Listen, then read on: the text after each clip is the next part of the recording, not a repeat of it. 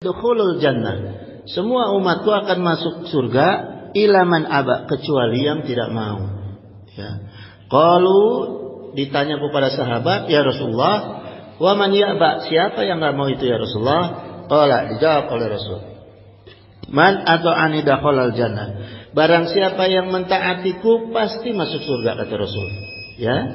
Wa man asani faqad aba, dan barang siapa yang mendurhakai aku, maka orang itulah yang tidak mau memasuki surga. Itu. Jadi salah satu syarat kita mendapatkan kenikmatan akhirat dan kenikmatan dunia adalah taat kepada Rasul.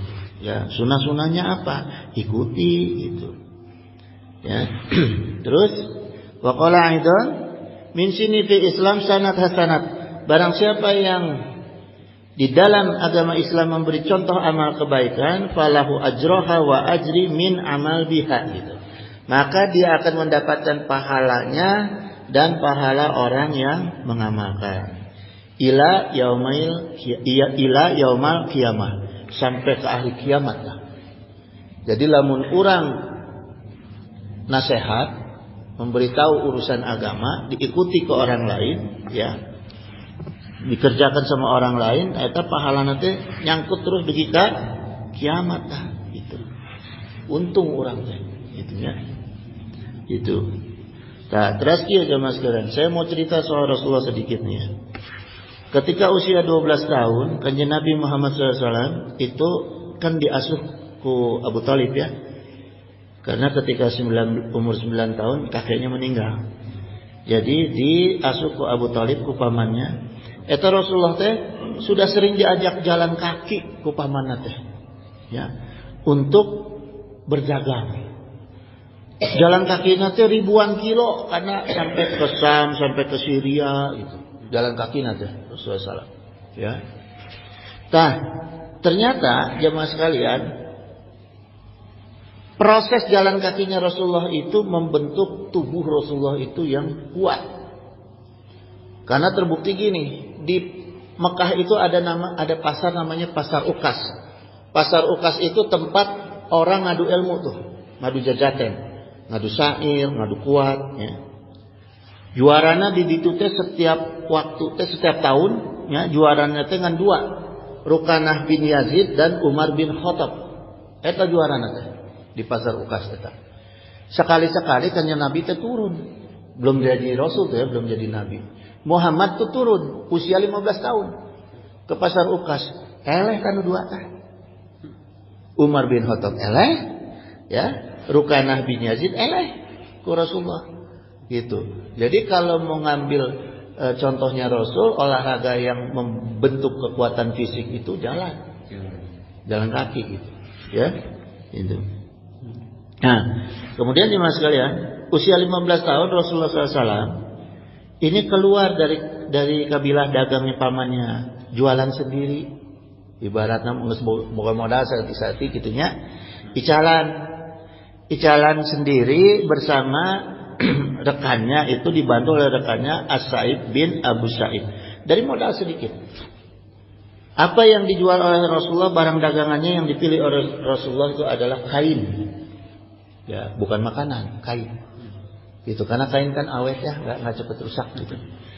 Gitu. Tapi ini belum sunnah ya, jangan mentang-mentang saya ngomong gini, ini sunnah Rasul, enggak, karena ini Muhammad belum jadi Rasul, 15 tahun. Jadi yang dicontohkan oleh Sayyidina Muhammad SAW itu adalah berdagang kain.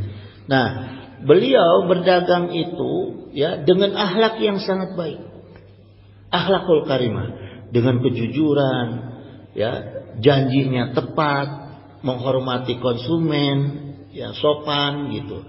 Dan beliau itu dikenal kalau jual itu barangnya nggak ada yang cacat, jadi barangnya yang terbaik, nggak ada yang apa namanya kalau sekarang itu suka ada yang kancingnya putus satu apa ya, nggak, beliau mah pokoknya barang beliau itu dijamin semua baik gitu.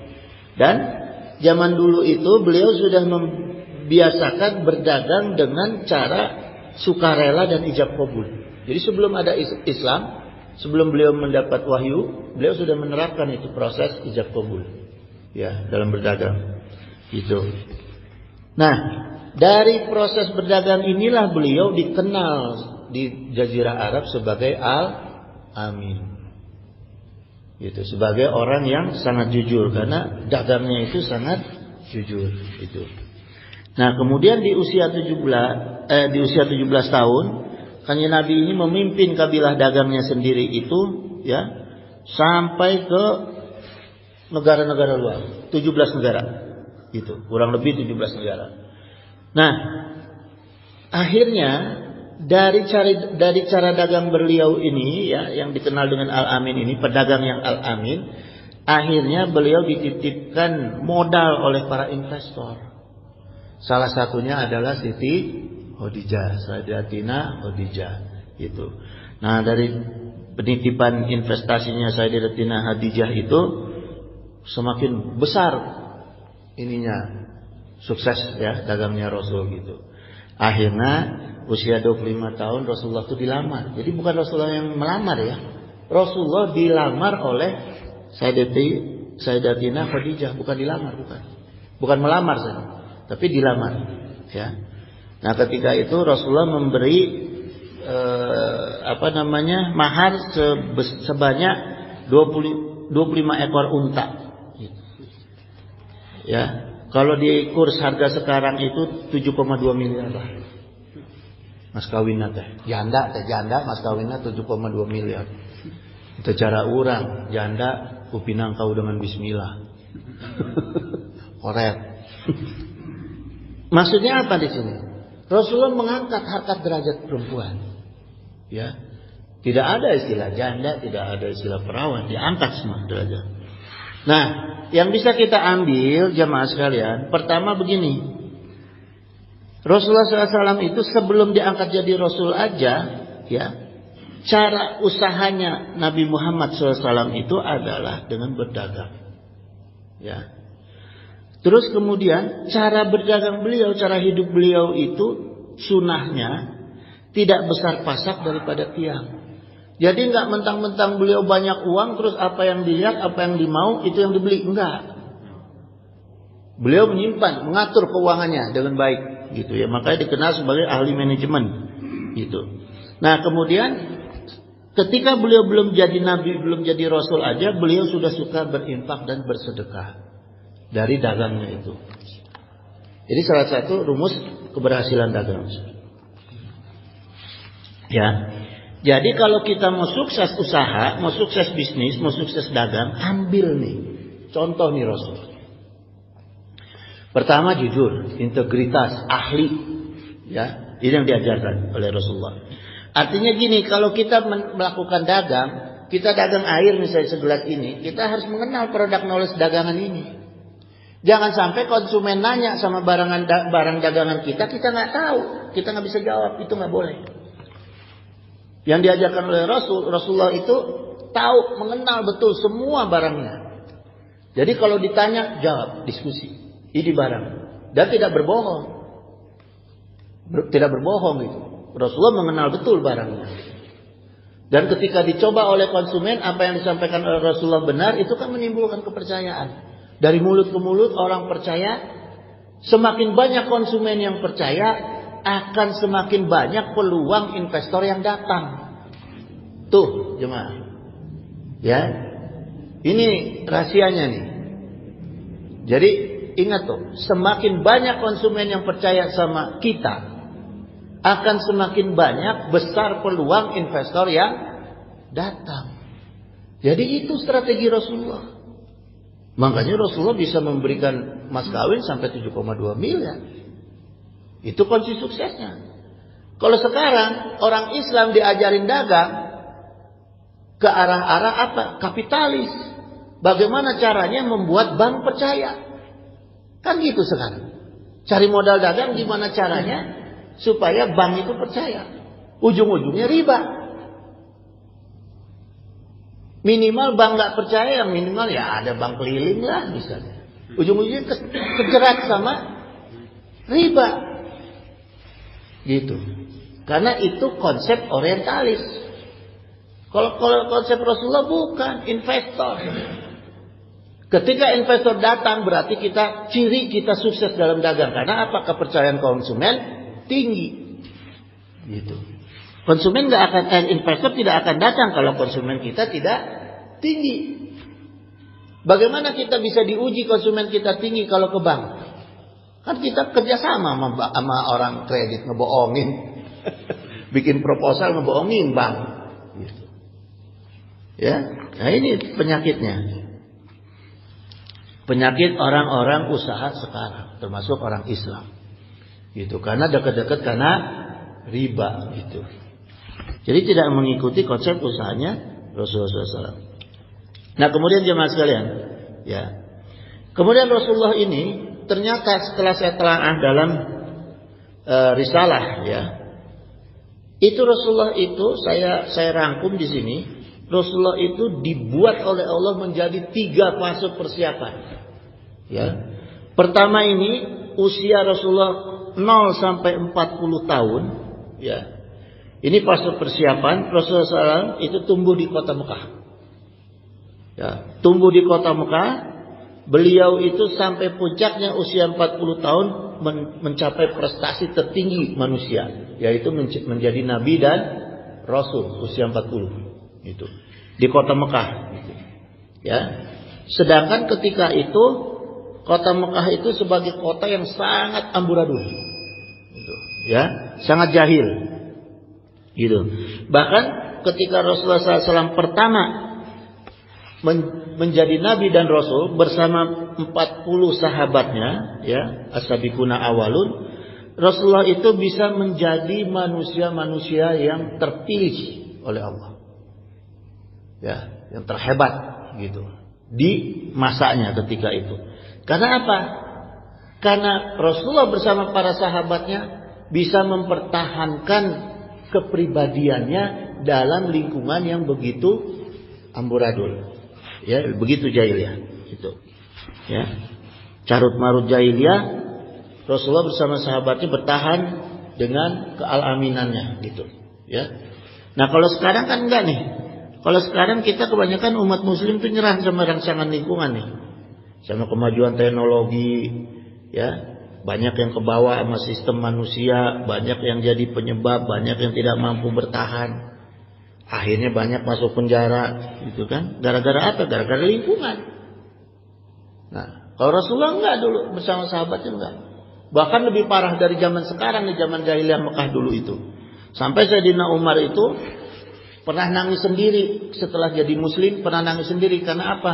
Karena ketika ingat beliau itu mengubur anak perempuannya hidup-hidup, saking jahiliyah itu. Itu Sayyidina Umar, ya. Nah, terus jemaah sekalian, fase Makkiyah ini dilanjutkan pada usia 40 Rasulullah sampai 53 tahun, ya. Dalam 13 tahun ini Rasulullah mengemban sebagai nabi dan rasul. Nah, di sini Rasulullah SAW membangun fondasi keislaman, ya.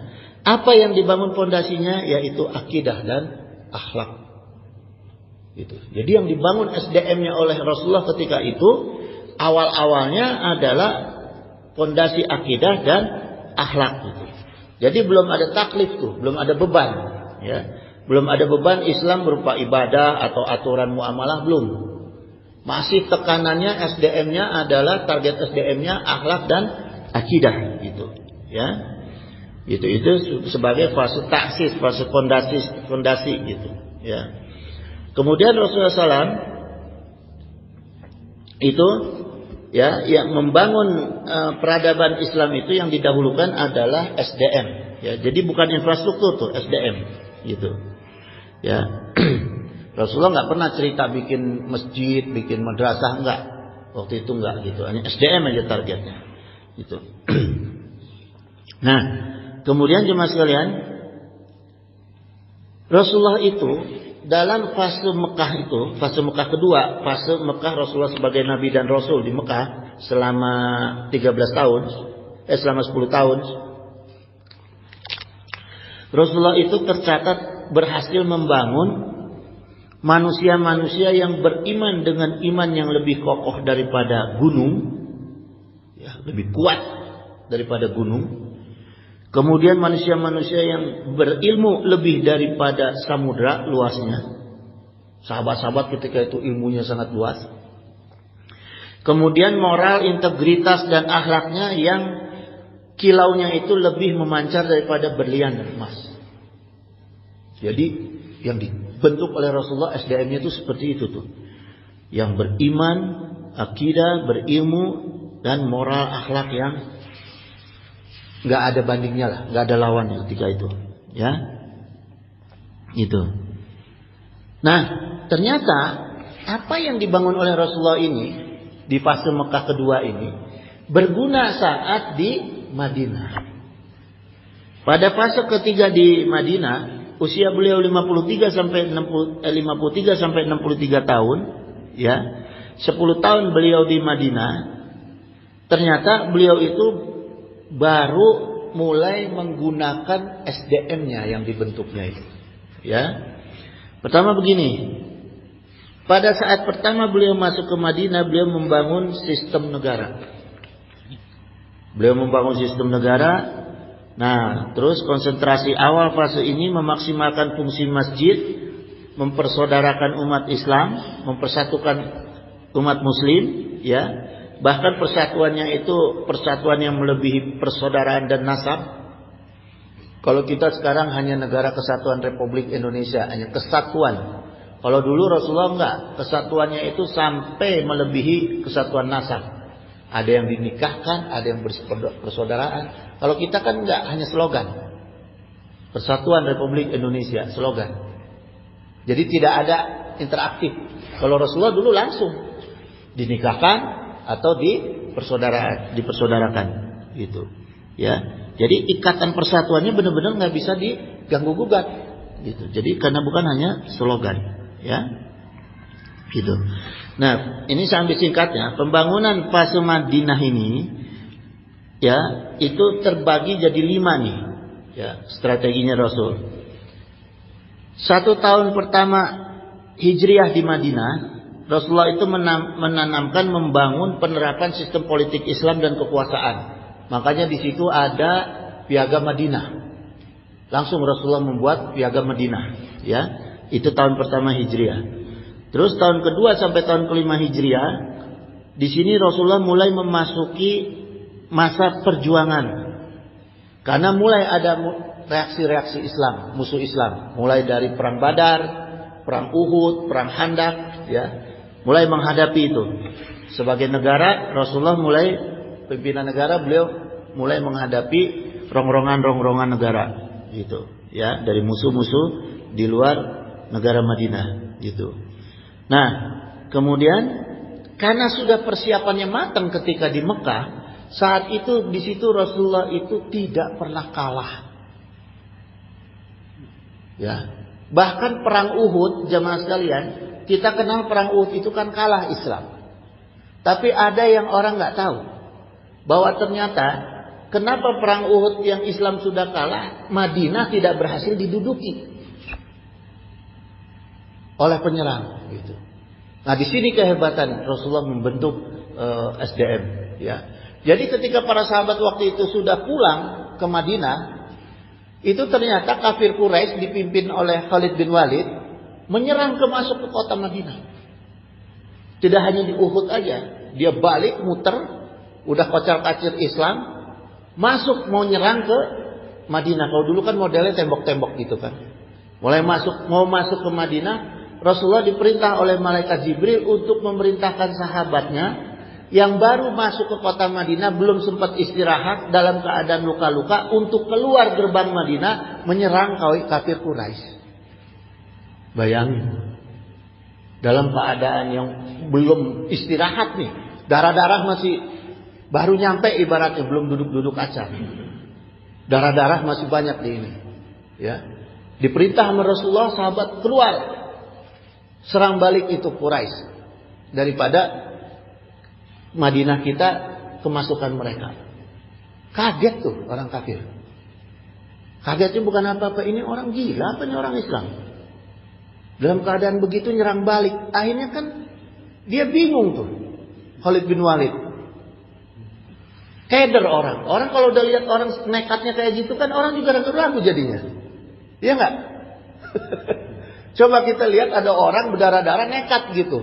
Menyerang kita pusing kayaknya. Nah saat itu kondisi seperti itu. Akhirnya Khalid bin Walid perintahkan kafir Quraisy itu balik ke Mekah.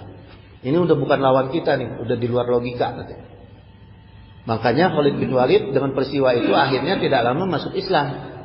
Gitu karena melihat sedemikian imannya orang Islam saat itu. Dan ini hasil pembentukan Rasulullah di Mekah. Gitu ya. Jadi SDM dulu kalau kita mau membentuk pembangunan itu. Ya.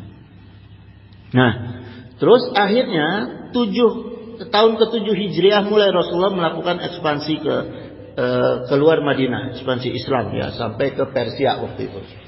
Gitu. Kemudian tahun ke-8 Hijriah, tahun ke-11 Hijriah, masa kemenangan Rasulullah itu Islam itu terus sampai ke Cordoba. Ya. Sampai ke Kazakhstan. Nah, itulah jemaah sekalian, jadi strategi Rasulullah itu sebenarnya sangat rapi dan sistematis gitu. Nah, di sini tergambar jelas ya, bagaimana Rasulullah itu benar-benar dipersiapkan oleh Allah menjadi pemimpin makhluk langit dan bumi gitu. Dengan standar yang sangat tinggi. Nggak ada yang bisa seperti ini zaman sekarang. Punya perkiraan, punya jangkauan penglihatan jangka panjang sekali. Gitu, ya. Nggak ada pemimpin negara yang seperti Rasulullah sekarang, nggak ada. Gitu ya. Yang paling baik aja penataan kepemimpinan itu, leadership itu adalah TNI gitu. Tapi nggak menjamin ternyata. Itu jemaah sekalian. Nah, kalau sekarang itu kebanyakan, kalau saya perhatiin, kebanyakan orang itu jadinya karbitan. Jadi pimpinan karbitan. Maksud saya gini, kalau karbit itu kan gini, bom karbit kan bom karbit, ya, ditaruh ke air. Di bambu, taruh ke air, di sudut, bledung. Suaranya aja gede, isinya nggak ada. Bleson. Ya. Suaranya aja yang gede, itu kan pakai karbit tuh. Makanya orang disebut, banyak orang yang karbitan tuh gitu. Suaranya doang yang gede, isinya nggak ada. Nyelakain orang juga enggak. Gitu. Ngagetin doang. Itu namanya orang-orang yang karbitan. Ya. Banyakan tokoh sekarang itu adalah tokoh karbitan gitu. Nah, jemaah sekalian, ini saya catat penting nih saya sampaikan ya. Usia Rasulullah 55 tahun di Madinah ya. Setelah melalui proses panjang yang saya ceritakan tadi, baru di situ Allah Subhanahu wa taala memberi kepercayaan Rasulullah sebagai uswatun hasanah. Usia 55 tahun. Ya. Setelah Allah melihat nih, oh benar nih Nabi saya, Rasul saya udah matang. Baru dikasih uswatun hasanah. Makanya turun firman Allah Al-Ahzab 21, laqad kana lakum fi Rasulillahi uswatun hasanah. Ayat ini turun usia Rasul 55 tahun. Ya. Udah matang.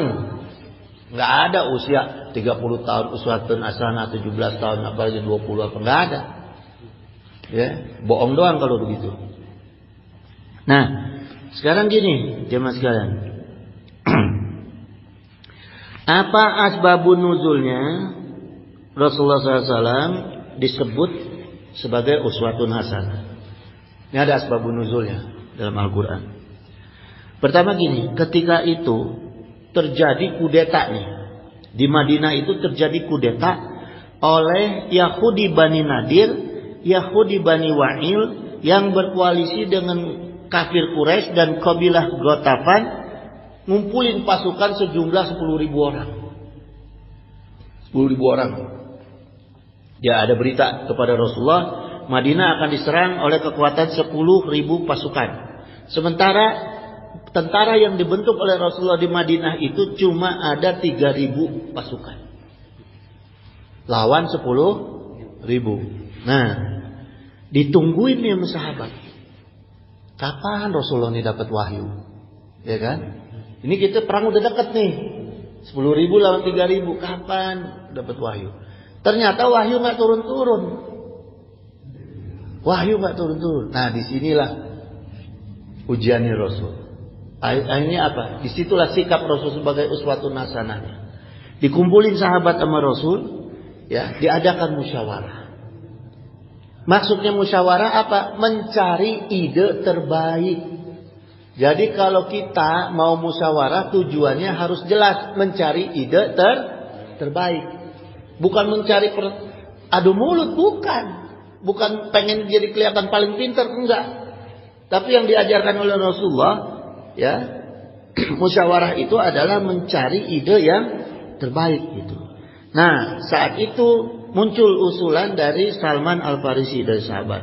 Ya, beliau mengusulkan digali parit Hadab atau Ahzab, kemudian disetujui oleh para sahabat dan oleh Rasul. Jadi Rasulullah itu sebagai pemimpin di sini menunjukkan dalam musyawarah itu tidak kekeh, tidak hayang kusorangan. Hayang bener sorangan ente. Asa aing pang benerna, asa aing pang kiaina ente. Dikumpulin pernyataan dari sahabat. Mana yang masing-masing menyampaikan usulan, akhirnya diakui oleh peserta musyawarah, pendapat Salman Al-Farisi, baru Rasulullah ketok palu, oke, setuju. Jadi tidak egonya yang ditonjolkan sebagai pemimpin. Gitu, ya, satu tuh dalam musyawarah. Terus yang kedua, ketika semua membangun parit, para sahabat digerakkan oleh Rasulullah untuk membangun parit.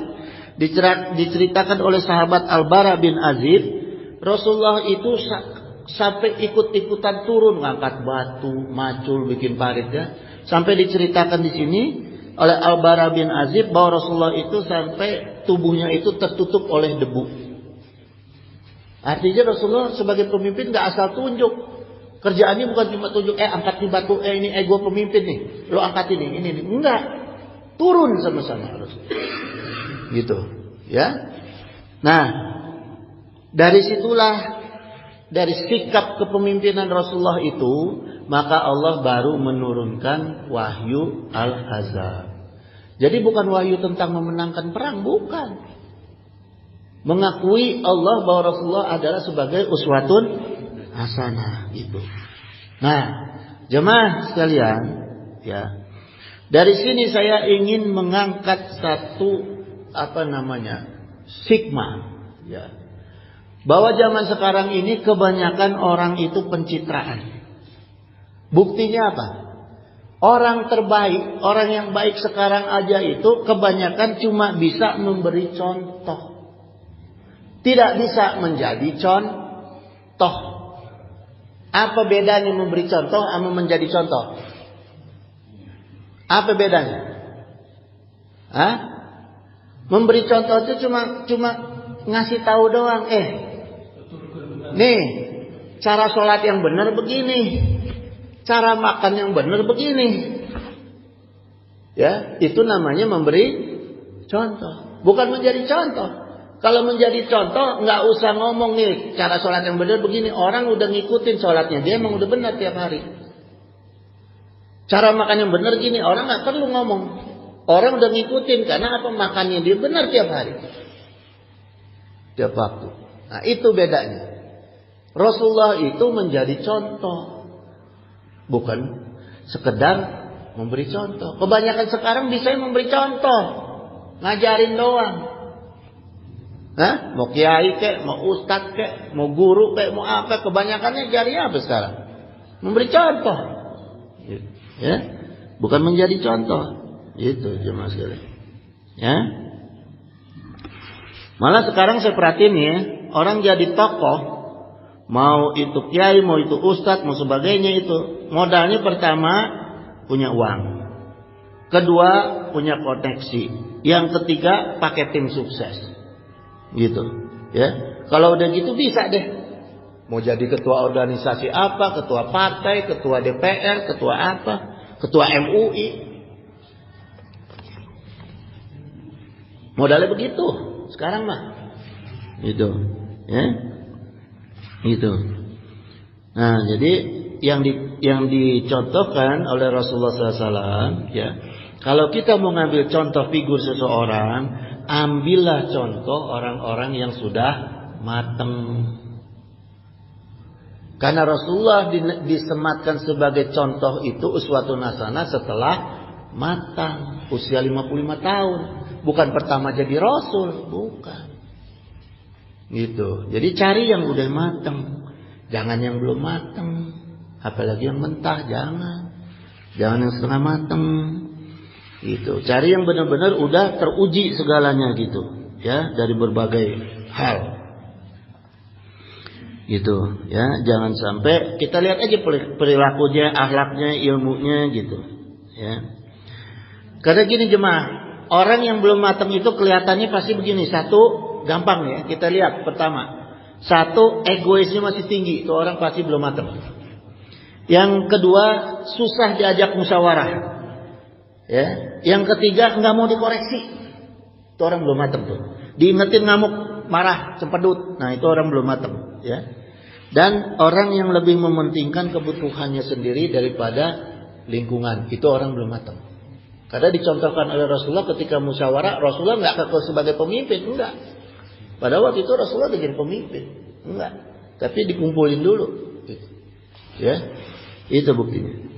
Nah, terus Allah Subhanahu Wa Taala berfirman, jemaah, wa ja'alna minhum a'imah, dan kami jadikan di antara mereka itu pemimpin-pemimpin yahduna bi amrina, yang memberi petunjuk dengan perintah kami, lamma sabaru wa kanu bi ayatina yuqinun, ya. Yang memberi petunjuk dan perintah kami ketika mereka sabar dan mereka meyakini ayat-ayat kami, gitu, ya. Jadi gini jemaah sekalian, memimpin rumah tangga, murid, apalagi masyarakat, ya, itu harus dengan dewasa, dengan bijak dan wibawa. Itu secara psikologisnya harus seperti itu. Ya, ini yang dicontohkan oleh Rasul. Ya. Terus gini jemaah sekalian. Syekhul Islam Ibnu Taimiyah rahimahumullah pernah berkata, "Faman utiya sabara wal yakin." Barang siapa yang Allah berikan kesabaran dan keyakinan terhadap hidayah Quran dan sunnah Rasulullah SAW, maka Allah jadikan huwallahu imaman fid din. Allah akan jadikan dia pemimpin di dalam agama. Nah, ini gambaran ulama. Ya. Gambaran ulama, gambaran kiai yang benar ini, ya. Sikapnya itu selalu dasarnya adalah hidayah petunjuk Allah, Al-Quran, Sunnah, dan ijma ulama. Itu syarat ulama. Itu. Jadi nggak boleh dia bicara apa di luar Al-Quran, Sunnah, ijma. Agama, ya, intinya agama. Gitu. Nah, serta di sini dijelaskan bahwa seorang pemimpin, apalagi ulama, itu harus yakin dan jangan ragu-ragu. Yakin dan jangan ragu-ragu terhadap apa? Pegangannya, yaitu Al-Quran, Sunnah, dan ijma. Itu. Agama itu, ya. Terus harus sabar. Harus sabar itu kenapa? Jangan sebentar-sebentar, aduh gue capek nih dakwah nih, orang kagak dengar-dengar. Jangan begitu, ya. Terus harus sabar dari godaan, gitu. Harus sabar dari godaan. Karena gini kata Sayyidina Ali, ya, radhiyallahu anhu, as-sabru minal iman, kedudukan sabar dalam iman itu bimanzilatir ra'si minal jasad, seperti kedudukan kepala terhadap badan. Jadi kalau ada orang beriman tanpa sabar, itu sama dengan mayat hidup, karena nggak punya kepala, ya kan? Gitu, ya. Tuh. Terus waqala Rasulullah SAW, al ulama'u amana'ur rasul. Ulama adalah pemegang amanah Rasul. Malam yukhalitu sultan, selama mereka tidak bergaul dengan penguasa, apalagi merangkap penguasa, ya, apalagi merangkap penguasa. Wa yudakhilu dunya, dan tidak asik dengan kehidupan dunia. Misal begini, ya, karena kebutuhan maka semua harus selalu pakai uang. Jangan begitu. Jangan begitu. Kau jadi ulama gitu, karena mau kebutuhan mau apa itu Allah udah ngatur, semua direzekiin.